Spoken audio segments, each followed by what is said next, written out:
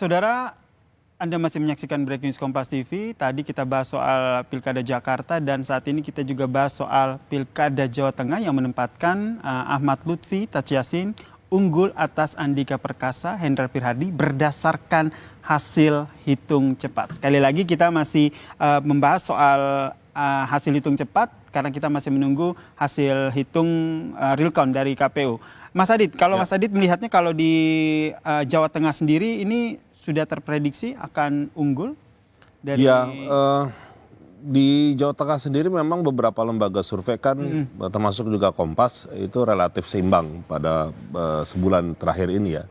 Bahkan yang saya perhatikan, saya juga kemarin sempat ada melakukan survei tersebut gitu ya. Memang hasilnya cukup tipis gitu ya.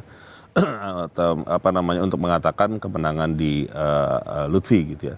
Tapi pada dasarnya yang menarik itu adalah ketika Pak Jokowi hadir dan ikut berkampanye dan kemudian ada beberapa teman lembaga survei merilis itu ada kenaikan yang berbeda secara signifikan.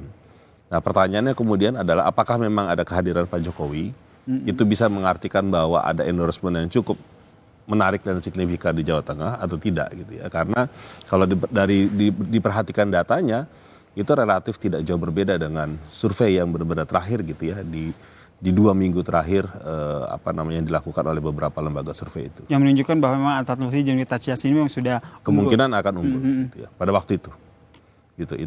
Itu menurut saya menjadi penting untuk melihat di hari terakhirnya. Oke. Ini yang kita yang masih kita bahas tidak hanya endorsement dari Presiden Joko Widodo begitu, tapi komentar dari Ketua Umum PDI Perjuangan Megawati Soekarnoputri.